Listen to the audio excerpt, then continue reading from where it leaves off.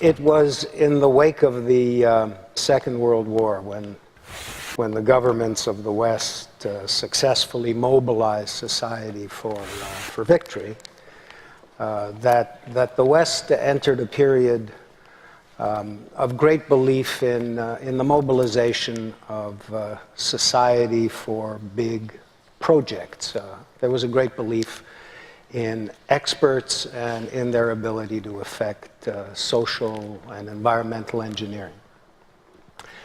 And in the last, I don't know, decade or even more, I think there's been a retreat from a belief in experts because obviously things never work out as they're expected, and some of these people turn out to be infallible and so on. And so the question has popped into my mind, if all that's the case, why do we keep seeking out experts and believing in them, even though, as Dan Gardner says, they're wrong most of the time? Thanks very much. Well, good morning. Ladies and gentlemen, I'm going to talk about bullshit. Did somebody cheer? Bullshit fans in the house. I'm going to talk about bullshit. Bullshit is an elastic term. I'm going to use bullshit to mean a belief that is not supported by good evidence. Bullshit is what people should not believe. You remember the evangelist who said that the world would end on May 21st? Bullshit. Right? Now that's religious bullshit, but there's lots of secular bullshit in the world. 9/11 was an inside job. Vaccines cause autism. Barack Obama was not born in the United States. Real estate values only go up. All bullshit, especially that last one. Now, the interesting question about bullshit is, why do people believe it? Right? And if we were to unpack our answers about why people fall for bullshit, I can guarantee you that some of you will talk about intelligence and knowledge. People who fall for bullshit, they're a little dim. Right? They're not as smart as you or I. They're not as informed as you or I. We tend to believe that intelligence and knowledge protect us from falling for bullshit, which is very helpful because you're all intelligent and knowledgeable people. So therefore, of course, none of you believes in bullshit. You know where I'm going with this. What I'm going to suggest to you, ladies and gentlemen, is that, in fact, that belief is itself bullshit.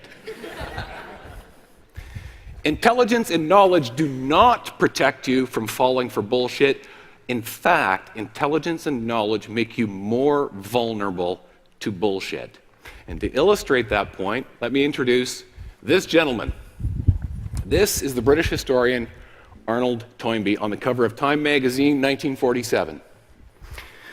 Arnold Toynbee, born 1889 into a religious and scholarly family. He received a fabulous education, which according to the standards of the time meant a classical education. He was immersed in the literature and the culture and the history of ancient Greece and Rome.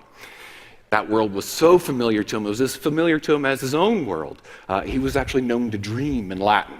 You know, very impressive. And it turned out that the young Arnold was, in fact, a superb student. So he was packed off to Oxford. He did wonderfully at Oxford, won lots of prizes and awards, was given upon graduation, was given a spot in the faculty.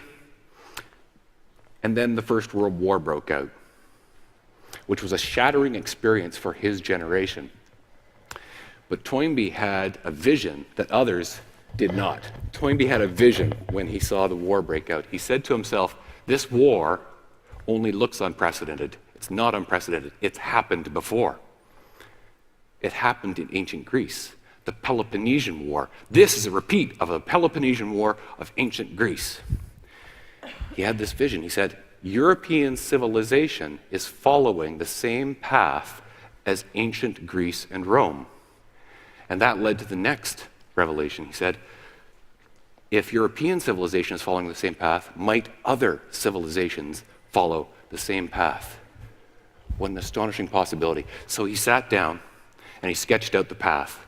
What is the path of civilization? Well, first there's birth, then there's what he called differentiation, then there's expansion, then there's breakdown, and breakdown's not the end. It's only the beginning of the decline. The decline is arrested when the civilization creates a universal government that governs over the entire civilization. And then there's a new religion, and then the decline resumes, and then the civilization crashes and ends. Now, clearly that fit ancient Greece and Rome, right? Because the universal government near the latter part of the civilization, that's the Roman Empire. The universal religion, that's Christianity. All right, but does it apply to other civilizations? Well, Toynbee got to work. This was going to be empirical, scientific. Toynbee was very industrious. He sat down and poured through the history of every place on planet Earth. Japan, China, the Middle East, Africa, South America. He looked at the history of everywhere and everything. And everywhere he looked for the pattern, he found it. This was astonishing stuff. He had done nothing less than crack the genetic code of history, right? And so he wrote this up into a long series of books, many, many volumes. They sit on the shelf like this, packed with information, packed with evidence. He published a number of these volumes. They were called A Study of History. And he published the first volumes in the late 1930s. He published later volumes after the Second World War. The timing is important. Why? Because the world at that time had suffered through the Great Depression, the Second World War. It had seen the Holocaust, the invention of a weapon that could destroy whole cities in a flash. And now, the United States, tension between the United States and the Soviet Union was growing, and more experts were convinced that there would be a third and final World War. But Toynbee came along and said, no, wait. Western civilization hasn't yet experienced a universal government. So that must be the stage of civilization at which we are, right? That's what comes next. And so Toynbee said, what comes next? Before the end of the 20th century, there will be a universal government followed by a great religious revival. Now, he also acknowledged the possibility that we might extinguish ourselves in a thermonuclear war, which if you say that okay, so those are the two options, right? Before the end of the 20th century, one of these two things is going to happen, which to us, from our perspective, doesn't sound terribly optimistic. But from the perspective of 1947, it actually does. I don't know if you can read it, but the caption on this cover of Time magazine, it says, "Our civilization is not inexorably doomed." That's optimism, 1947 style. Okay? So he publishes this relatively optimistic work. It becomes a massive bestseller. A reviewer in the New York Times refers to him as a modern St. Augustine. The American literary critic Lewis Mumford says that if our civilization survives, a study of history will be a landmark, perhaps even a turning point. If we had a gathering like this in 1950, I absolutely guarantee you that every single person in this room would have read Arnold Toynbee. And a whole lot of you would be believers in his thesis. But there was one group that never accepted Arnold Toynbee's argument. You know who they were? Historians. Historians. The people who worked with the actual detailed information that Arnold Toynbee used as his evidence in his work said from the outset, this is bullshit. They said, they didn't quite use terms like bullshit, but they did use terms like nonsense. They said he was deluded. Well, that was over half a century ago. We now have some perspective on it. Who was right? Was it Arnold Toynbee, this brilliant man, and his legions of informed, intelligent followers? Or was it the historians and the critics? Answer, the historians. They were right. Why? How do we know that? We know that for a number of reasons. One, the historians and Toynbee debated at great length, and Toynbee lost the debates badly. Number two, Toynbee's work has had no influence whatsoever in subsequent historical scholarship. And number three, and most importantly, all of Toynbee's predictions failed. All of them. Not just, I referred to a couple of them, with the big one rather, but there's a whole long list of them. One of my favorites is, he said that as part of the great religious revival that would happen in the latter stages of the 20th century, he said there would be no further technological development and people would lose interest in technology. If anybody is tweeting this presentation, I want you to tweet the words, Arnold Toynbee predicted that people would lose interest in technology, because that would be nicely ironic. Okay, so then the question is, how is it possible that this brilliant man who probably knew more history than anybody else on planet Earth was so completely wrong? How is it possible that he could have believed and propagated bullshit? The answer is two things. Number one, this brilliant person was human. Think about his first mistake. He saw a pattern that wasn't there. You know what that is? Basic psychology. The human brain is a pattern-seeking machine. It's really good at finding patterns. It's too good. It constantly sees patterns that aren't there. Very, very human mistake.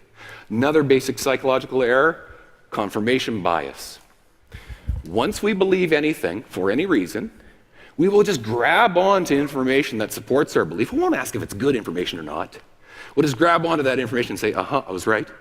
And information that disputes our belief, oh, no, we're going to avoid that, right? We won't go looking for that. And if somebody shoves it under our noses, we'll find some way to rationalize and dismiss it. Oh, that's shoddy information. Or even better, we'll twist it and bend it and distort it to make it fit our beliefs.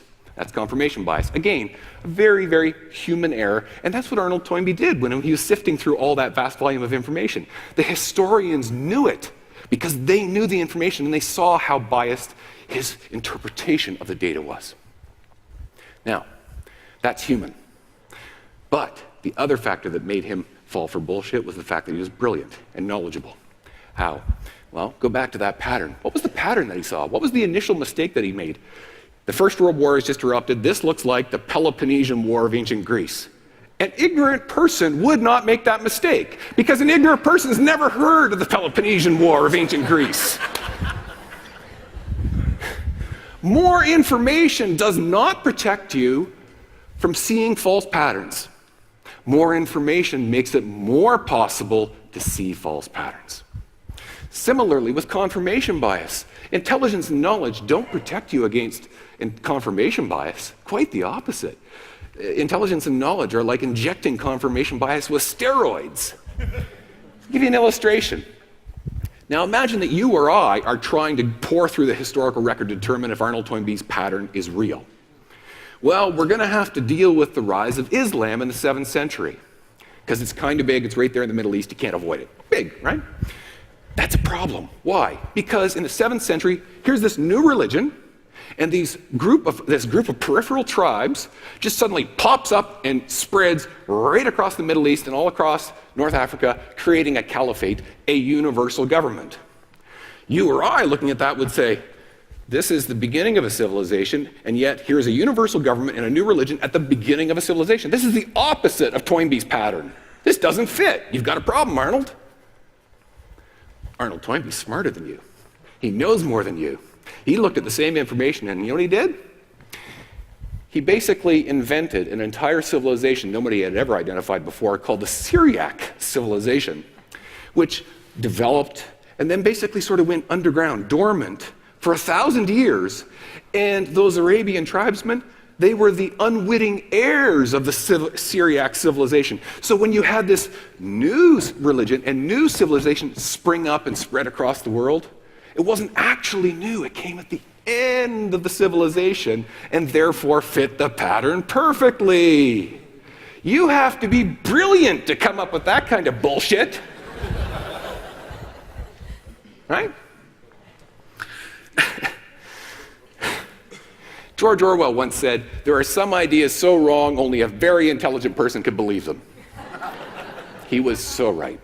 Okay, now if you're being skeptical, and I hope you're being skeptical, you're going to say to yourself, hang on a second, Gardner. There's lots of intelligent, informed people who don't fall for bullshit. Like all of you, I'm sure. Why is that? Why do they not fall for bullshit and some of these other people do?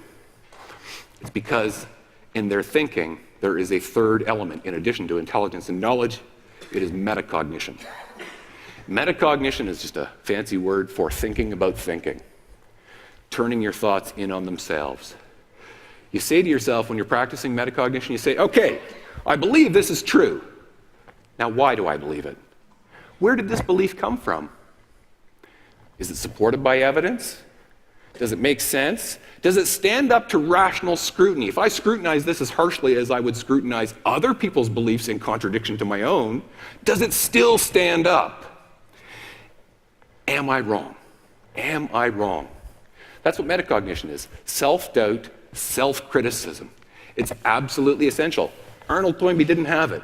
He deluded himself. It's essential for smart, intelligent, informed people like you to practice metacognition. self-doubt, and self-criticism. With it, you can protect yourself against bullshit. Without it, you end up as deluded as this guy. Thanks very much.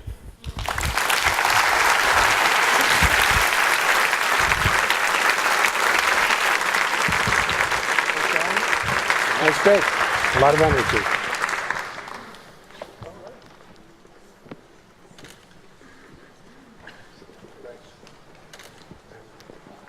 That's great. Thank you very much, Dan. I think Yogi Berra encapsulated Dan's thesis when he said it's tough to make predictions, especially about the future.